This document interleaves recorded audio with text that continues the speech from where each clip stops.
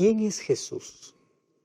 Quizá esta sea la pregunta más importante que todos tenemos que hacernos en la vida, ya que de su respuesta depende nuestra cosmovisión de la vida, depende el rumbo de la historia y la esperanza de la humanidad. Bienvenido a Esperanza en Tiempo de Crisis. Ahora, gracias por permitirnos entrar hasta casa y también gracias por permitirnos entrar hasta tu corazón con aquellas promesas lindas que Dios tiene para poder abrazarnos en todo momento, especialmente en tiempo de crisis como el que estamos viviendo. Y hoy tengo un regalo muy especial para ti. Lo presentamos siempre, pero es que lo vamos a seguir presentando hasta que tú lo puedas solicitar. Sabes que este es un curso bíblico que está disponible para ti y toda tu familia y puedes solicitarlo a través de nuestro número de WhatsApp, que es el +5512 9810 1460. Es totalmente gratis. Te repito una vez más, +5512 9810 1460. Quiero enviarte un abrazo muy especial. Tú que estás viendo el programa por la TV Nuevo Tiempo, por las redes sociales, estás viendo en Facebook, por YouTube o por NT Play. Qué alegría poder tener este encuentro siempre para poder abrir la palabra de Dios y para encontrar fortaleza, para poder encontrar esperanza. Sí, esperanza. Y a eso venimos y para ello estamos. Entonces vamos a abrir la Biblia para poder encontrar esperanza. Y antes de abrir la palabra de Dios, vamos a orar, vamos a abrir nuestro corazón pidiendo que Dios pueda iluminarnos hoy. Querido Dios, te damos gracias porque hoy tenemos una vez más el privilegio de abrir tu palabra. En tu palabra encontramos la fortaleza necesaria para todo momento. Y hoy queremos ser abrazados por ti.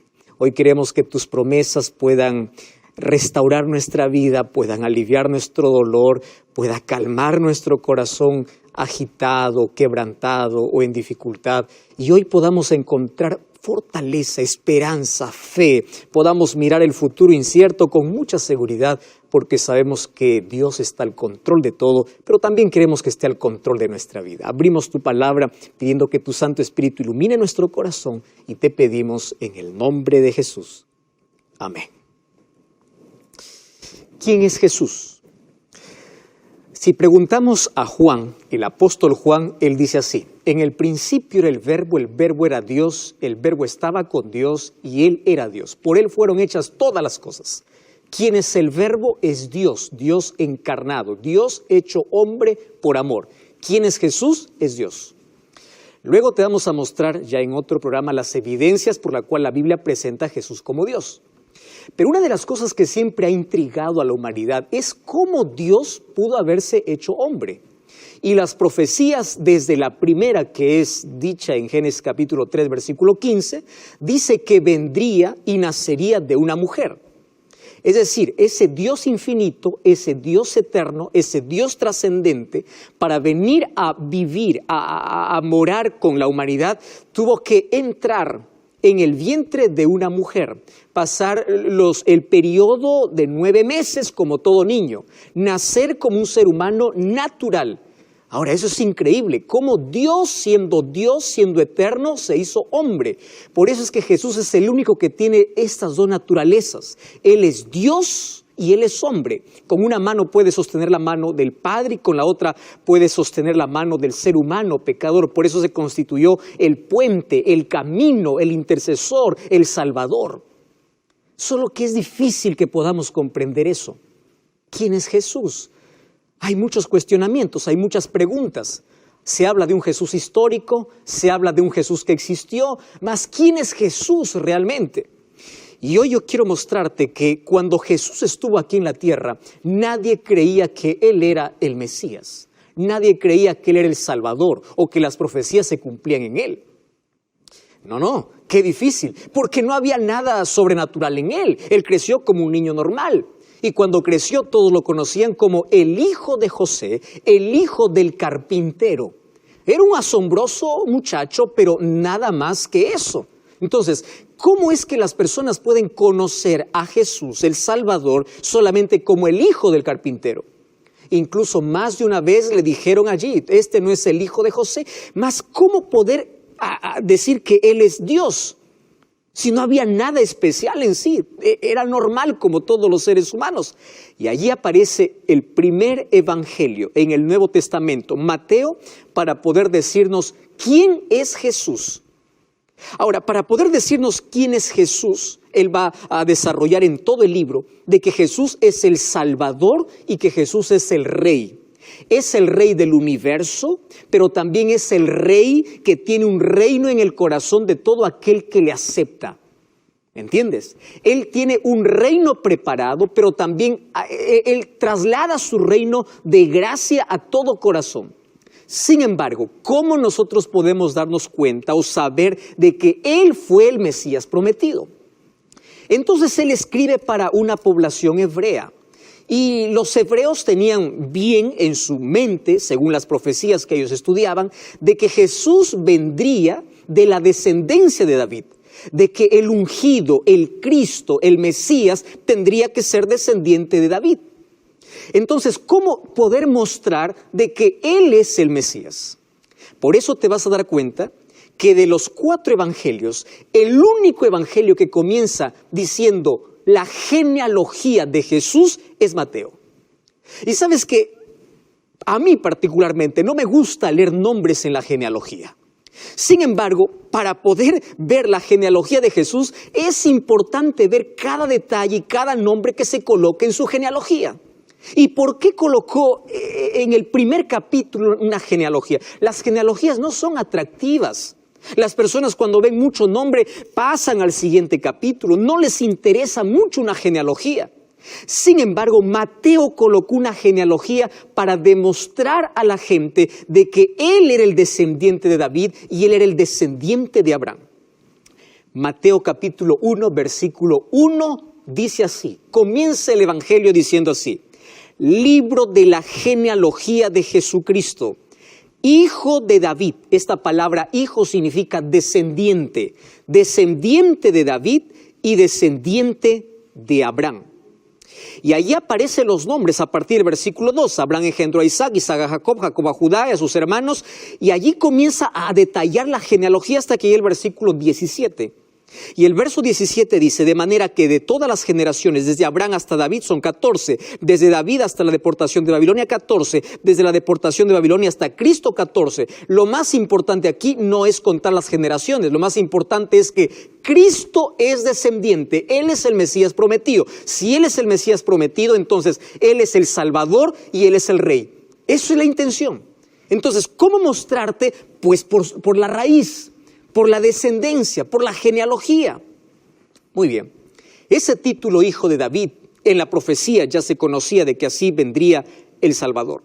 Sin embargo, Jesús no solamente tendría no solamente vendría de la descendencia de Abraham, el padre de la fe, o de David como el rey más recordado y el rey que tuvo la mayor gloria de todos los otros reyes, tanto David y Salomón. No solamente sería descendiente de ellos. En la genealogía de Jesús encontramos nombres que particularmente no se encuentran en ninguna otra genealogía. Por ejemplo, encontramos el nombre de una Tamar. Tamar es una cananea. Rahab era una prostituta. Encontramos a Ruth, que era una moabita. A Betsabé, que era una hitita. Y a María, que era una fiel sierva del Señor. Las mujeres no eran consideradas dentro de una genealogía. Sin embargo, aquí Mateo la considera para decir, no importa el pasado de cada persona, Jesús vino para ser el Salvador, para ser el restaurador de toda la humanidad. Y dentro de ese grupo, de esa descendencia, estamos tú y yo. Porque allí se cumplió la promesa de que Dios le dijo a Eva, de tu descendencia, de tu pueblo, vendría el Mesías, el libertador, el Salvador, el Rey del universo. Y es por eso que comienza con una genealogía. Y ahora voy a leer nuevamente el versículo 1. La genealogía de Jesucristo, hijo de David, hijo de Abraham. Y yo voy a colocar aquí, en este momento, estos dos personajes en escena. ¿Quién era Abraham y quién era David? Voy a comenzar con Abraham. Para poder conocer un poco su historia, tenemos que ir al libro de Génesis capítulo 12. En Génesis capítulo 12, Dios le hace un llamado no a Abraham, sino a la familia de Abraham, que estaba constituida, incluso ahí la familia, estaba su padre, estaban sus hermanos.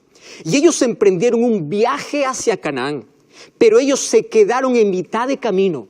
Y a la mitad de camino Dios una vez más vuelve a llamar a Abraham. Y en el capítulo 12 dice así: Dios le dijo a Abraham: vete de tu tierra y de tu parentela, de la casa de tu padre, a la tierra que te mostraré. Y préstame atención. Haré de ti una nación grande, te bendeciré, engrandeceré tu nombre y serás bendición. Bendeciré a los que te bendijeren y a los que te maldijeren maldeciré, y serán benditas en ti todas las familias de la tierra. ¡Qué bendición! Le promete tres cosas. Le promete una nueva tierra, que es Canaán. ¿Qué cosa le promete? Ser una nación grande, que sería un pueblo de fe. Y en tercer lugar, le promete que de su descendencia vendría aquel por el cual serían benditas todas las familias de la tierra. ¿De quién está hablando? Está hablando específicamente de Jesús, que vendría de la simiente de Abraham, de la descendencia de Abraham. De allí vendría Jesús. Ahora, qué interesante que cuando vamos al Nuevo Testamento, el libro de Gálatas capítulo 3, versículo 16, dice el apóstol Pablo que esa promesa no solamente fue para Abraham. El versículo 16 dice: ahora bien, a Abraham fueron hechas las promesas y a su simiente. No dice a las simientes como si hablase de muchos, sino como de uno, a tu simiente, la cual es Cristo. Y la promesa que Dios hizo a Abraham llega hasta nosotros. ¿Cuál es la gran nación? El pueblo de Dios, el pueblo de fe.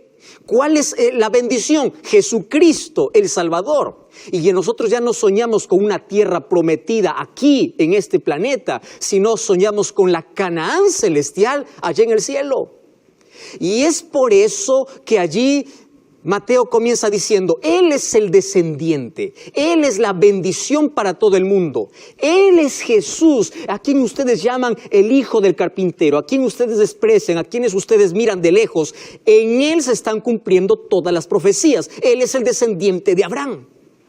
¿Y por qué David? Con David es otro asunto.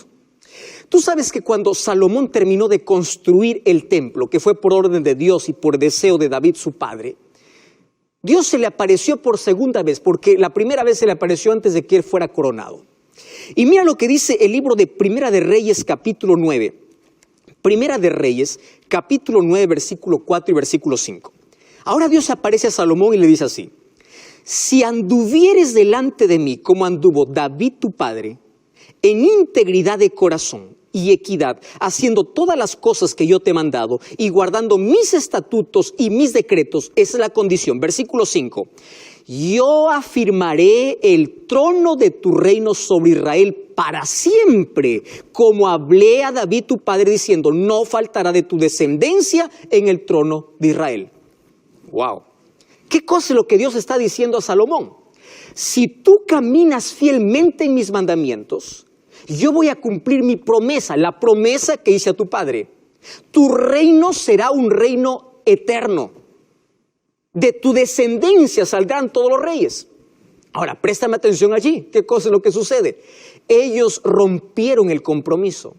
Ellos no anduvieron, por eso es que el reinado de David pasó a manos de otras personas. Por eso que ese reinado fue interrumpido por la desobediencia del hombre. No porque Dios falló a su promesa, pero falló completa, o Dios quebró completamente su promesa. No, préstame atención lo que ahora voy a decir.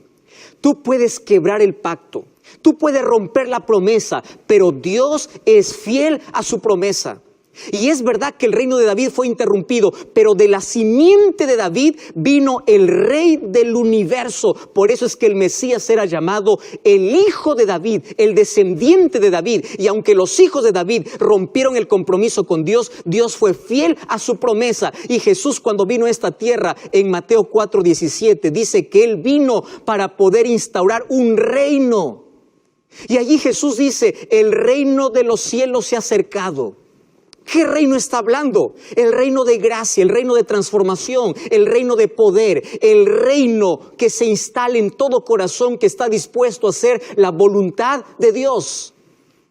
Entonces, si Jesús es el Mesías, según la Biblia, es porque Él es el descendiente de Abraham y Él es el descendiente de David. Y si es descendiente de Abraham y descendiente de David, Él es nuestro Salvador y en Él tenemos la bendición y la salvación y Él es nuestro Rey eterno.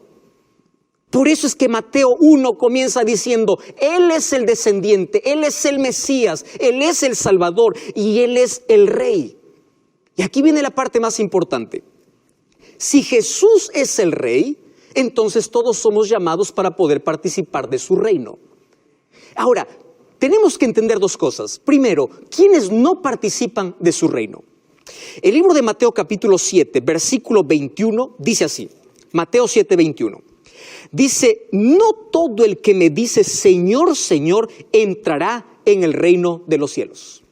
¡Wow! Qué impresionante. Estoy hablando para ti que eres cristiano, tú que vas a la iglesia, tú que cantas. Estoy hablando para ti que tienes buenos modales, que practicas muchas cosas buenas en la vida.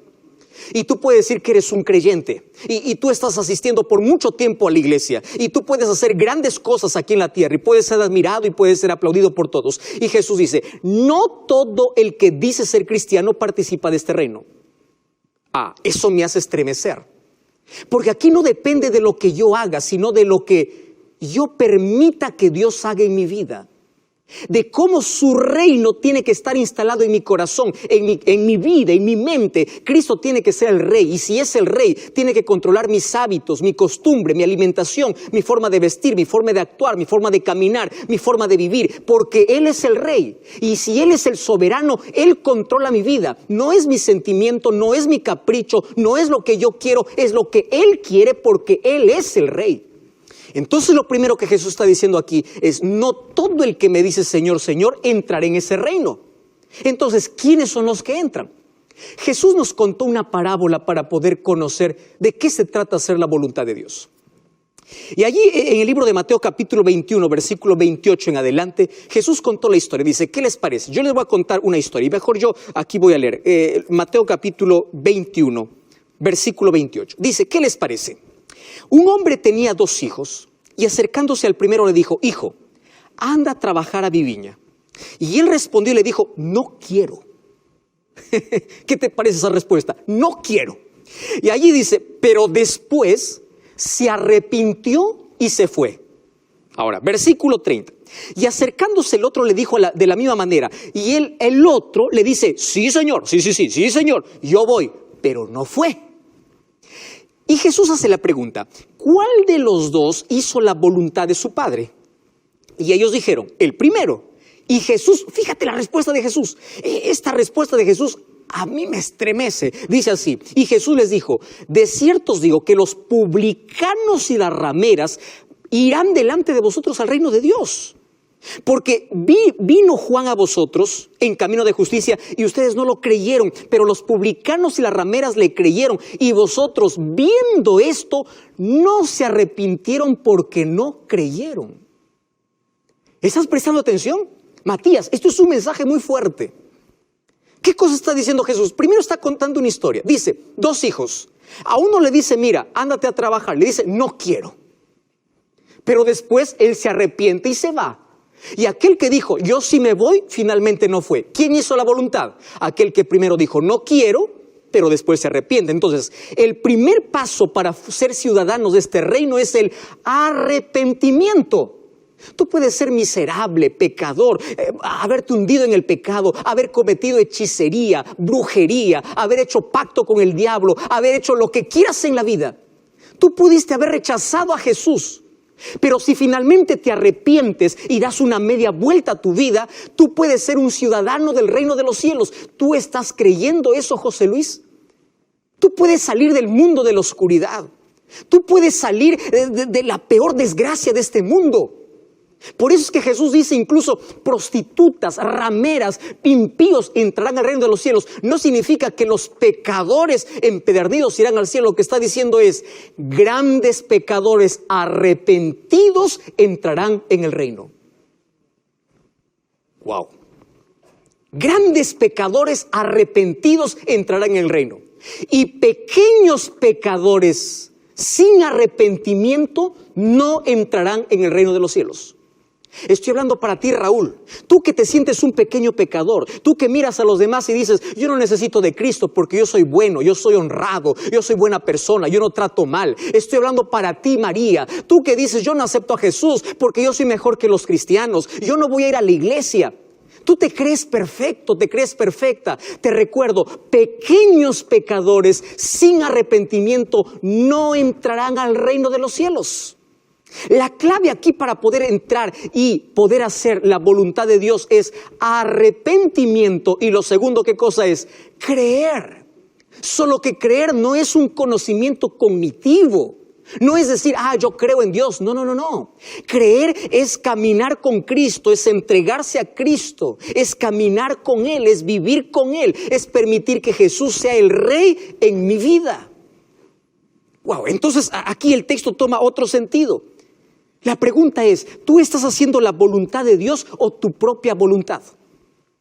Yo conozco a muchas personas que son muy honestas, personas que son muy sinceras y personas que cuando hablo la palabra de Dios y le digo, mira, este es el camino que Dios tiene para ti, este es el día que tienes que guardar, estos son los mandamientos que deben estar en tu corazón, ¿sabes lo que me responden? Me responden así, pastor, pero a mí me gusta mi iglesia. Es decir, hay personas que prefieren adorar sus sentimientos antes que adorar a Dios. Pastor, es que yo me siento cómodo. Pastor, es que sí, es verdad que nosotros no hacemos todo lo que la Biblia dice, pero Dios entenderá. ¿Tú ya escuchaste ese tipo de expresión? Personas que empiezan a adorar placas, a adorar personas, a adorar líderes, a adorar a todo menos hacer la voluntad de Dios. Y tu sinceridad acaba cuando tú te encuentras con la verdad. Y si tú te encuentras con la palabra de Dios y sabes que es el camino, es la voluntad que tienes que hacer para que tú puedas entrar en el reino de los cielos, entonces no postergues más tiempo. Ahora yo voy a decir una cosa tan interesante. La mayoría acepta a Jesús como Salvador. Porque todo el mundo habla de que Jesús murió en la cruz y gloria a Dios por eso. Porque Dios para salvarme hace dos cosas, una externa y otra interna. La externa es la que Él hizo ya en la cruz y la interna es la que Él hace en mi corazón. Para muchos Jesús es el Salvador. Es ese Jesús que vino, murió en nuestro lugar y allí se acabó su historia. Pero tú no tienes un compromiso con Él. Tú no caminas con Él, tú no lo aceptas a Él. Tú puedes decir como la parábola que Jesús contó, sí, yo creo en Jesús, sí, pero no aceptas, no te arrepientes. Dices sí a todo, pero dejas a Jesús fuera de tu vida. No le permites ser el Rey y soberano de tu vida. Porque tus sentimientos están por encima de tu fe. Tu capricho está por encima de tu lealtad a Dios. Tu lealtad a los seres humanos está por encima de la palabra de Dios. Y es allí donde nosotros entramos en un peligro terrible. Porque si Jesús es el Rey, yo le permito que Él pueda ser el soberano de mi vida. Y cuando Él es el soberano de mi vida, Él es quien controla mi vida. Él controla mis gustos, Él controla mis palabras, Él controla mi vida, Él controla mi corazón, Él controla mi mente. Es dejar la vida bajo el control de Dios. Y tú puedes decir, pastor, ¿cómo lo hago? Entonces todo comienza con permitir que Dios haga lo que tú no puedes hacer. Tú puedes estar mirando tu vida, mirando tu pasado y puedes decir, no, yo ya estoy muy embarrado, yo ya caí muy fondo, para mí yo ya fui demasiado lejos. ¿Sabes una cosa? Nadie ha ido más lejos que del tamaño del brazo de Dios para poder alcanzarte. Nadie ha caído más profundo en la vida donde el brazo de Dios no pueda levantarte. Nadie ha huido tan lejos de Dios como para que ya no tenga perdón. Si finalmente tú hoy aceptas a Jesús, no solo como tu Salvador, sino como tu Rey. ¿Qué significa aceptarlo como Rey? Obedecer sin discutir. ¿Me estás entendiendo? Cuando abres la